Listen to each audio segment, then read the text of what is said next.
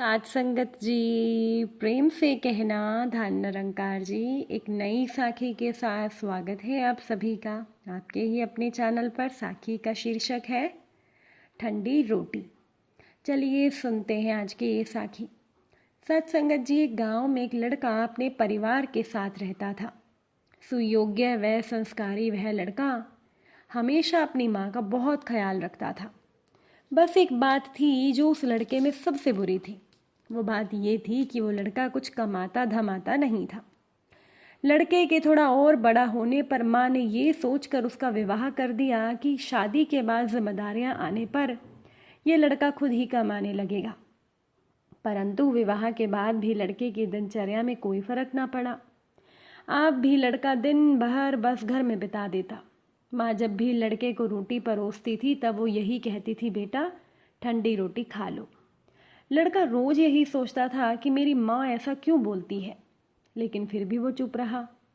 एक दिन उसकी माँ किसी काम से घर से बाहर गई हुई थी, तो जाते समय अपनी बहू को लड़के को रोटी परोसने का कह कर गई और साथ में ये भी कह कर गई कि रोटी परोसते समय कहना ठंडी रोटी खा लो।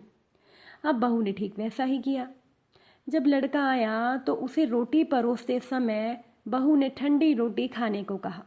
जैसे ही लड़के की पत्नी ने ठंडी रोटी खाने को बोला, लड़के को गुस्सा आ गया। लड़के ने सोचा कि पहले तो केवल मेरी माँ मुझे ठंडी रोटी खाने को कहती थी, लेकिन अब तो मेरी पत्नी भी ये कहना सीख गई। तो उसने अपनी पत्नी से पूछा कि आखिर रोटी गर्म है, साग गर्म है, फिर तुम लोग मुझे ठंडी रोटी खाने को क्यों कहते हो? लड़के की पत्नी ने कहा, मुझे तो आपकी माता जी ने ऐसा कहने को बोला था।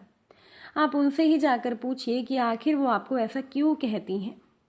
पत्नी की बात सुनकर लड़का गुस्सा हो गया और बोला, आज जब तक मेरी माँ मुझे इस तरह से कहने का उत्तर नहीं देगी मैं खाना नहीं खाऊंगा। तो शाम को जब माँ घर आई तो माँ ने बहू से पूछा कि क्या लड़के ने भोजन कर लिया।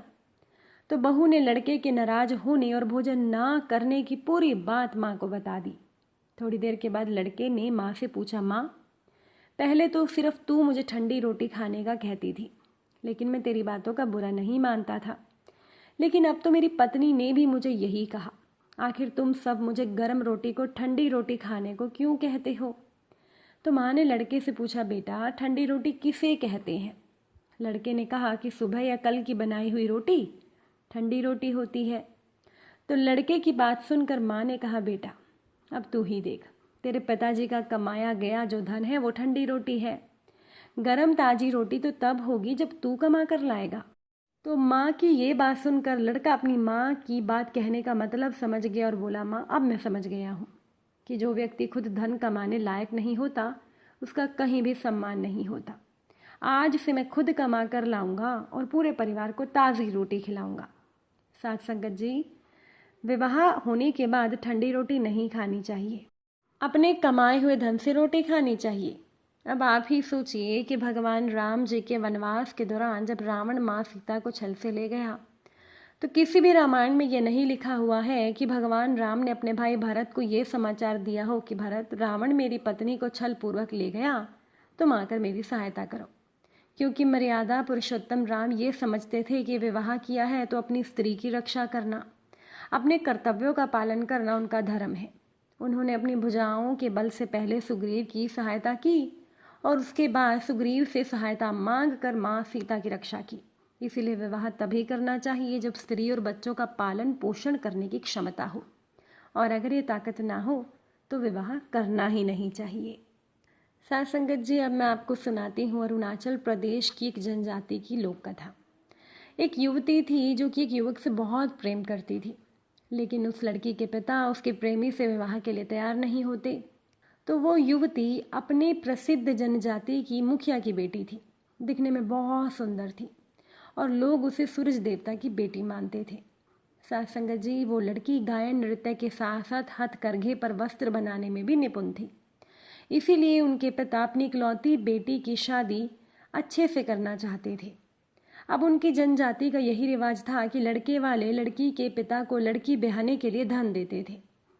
अब उन दिनों अरुणाचल प्रदेश की जनजातियों में महिलाओं के लिए हथकरघा के वस्त्र बनाने की प्रतियोगिता हुई और उसके बाद पुरुषों के लिए तीर कमान की प्रतियोगिता हुई। हर वर्ष की तरह उस युवती को प्रथम पुरस्कार मिला। इस वर्ष तो उसने कमाल कर दिया। आकाश से नीले रंग की रेशमी शॉल पर चांद, सूरज और तारे सफ़ेद, सुनहरे, लाल और गुलाबी रंग में बुने थे। विश्वास ही नहीं होता था कि ये बुनी हुई शाल है। ऐसा लगता था कि जैसे किसी कुशल चित्रकार ने ये सुंदर तस्वीर बनाई हो। और साथ संगत जी, दूसरी तरफ आबू नाम के युवक ने तो तीर कमान के कमाल से उड़ते हुए नकली पंछी तितलियों के ऐसे निशाने साधे कि कोई और उसके आसपास भी नहीं रह पाया। प्रतियोगिता के बाद हुए नृत्य में वो लड़की और आबू पहली बार मिले और पहली ही मुलाकात में वो एक दूसरे को पसंद करने लगे। नृत्य उनको करता हुआ देखकर लोग भी कहने लगे क्या सुंदर जोड़ी है। बाद में वो चुपके चुपके मिलने लगे, क्योंकि दोनों को पता था कि लड़की के पिता किसी भी तरह दोनों की शादी के लिए तैयार नहीं होंगे। इसीलिए उन दोनों ने चुपके से शादी कर ली। अब एक दिन लड़की के पिता ने उसको बताया कि 3 देव पुरुष उससे विवाह करना चाहते हैं। तो बेटी ने कहा उसकी तो शादी हो गई है। तो पिता ने कहा वो ऐसी शादी को नहीं मानेंगे, ना ही वो तीनों देव पुरुष मानेंगे, और वो उनको नाराज भी नहीं कर सकते। इसीलिए अब तो एक ही उपाय बचा है। लड़की ने कहा क्या पिताजी? तो पिता ने कहा सबको एकत्रित करके मैं शर्त रखूंगा, जो शर्त पूरी करेगा वही तुम्हारा पति बनेगा। तीनों देव पुरुष और आबू को बुलाया गया। पहली शर्त ये रखी गई कि चारों को जमीन पर इस तरह से नृत्य करना या कूदना है कि जमीन से संगीत ध्वनि आए। शर्त सुनकर आबू और वो लड़की परेशान हो गए, पर आबू की बहन ने कहा चिंता मत करो।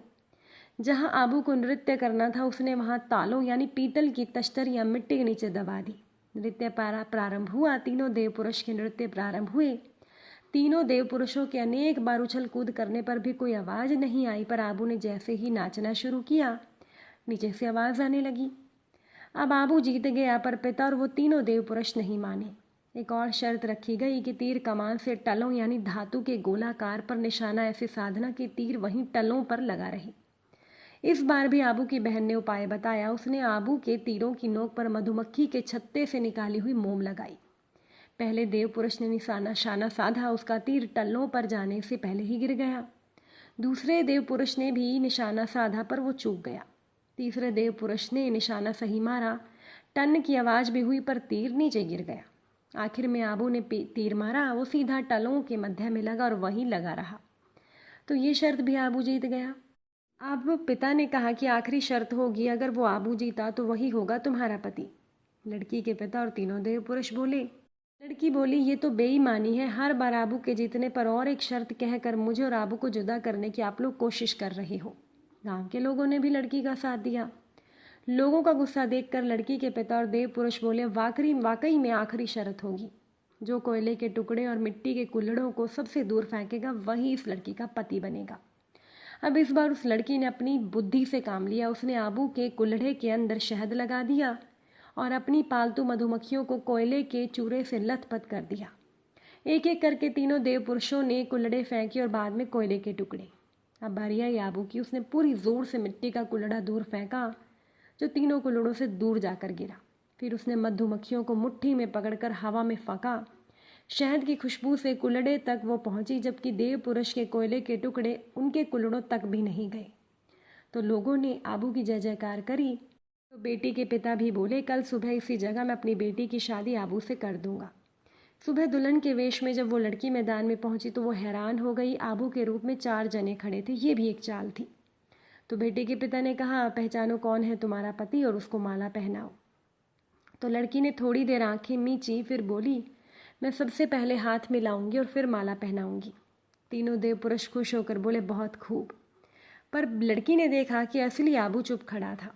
पहले देव पुरुष से जब लड़की ने हाथ मिलाया तो उसने जोर से दबाया और आंख मारी।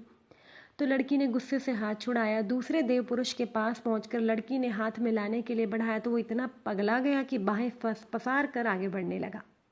लड़की आगे निकल गई। तभी तीसरे देव पुरुष ने उतावला होकर हाथ आगे बढ़ाया और लड़की का हाथ पकड़कर वो जोर जोर से हिलाने लगा।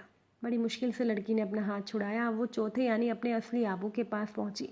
उसने आबू से हाथ मिलाया। उसके परिचित स्पर्श तथा उसकी आंखों से छलकते प्यार से वो निश्चित हो गई। उसे पूरा विश्वास हो गया कि यही उसका पति है। तो उस लड़की के पिता और तीनों देव पुरुष शर्म से गर्दन झुकाए हुए लोगों की झिड़कियां सुनते रहे और लोगों ने खुशी से पुष्प वर्षा करके उनके विवाह की रस्म पूरी की। साथ संगत जी, अगर आज की ये साखी आपको अच्छी लगी हो, वीडियो को लाइक शेयर ज़रूर करिएगा। आप सभी से फिर मुलाकात होगी नई साखी नए विचारों के साथ। साथ संगत जी, प्यार से कहना धन निरंकार जी।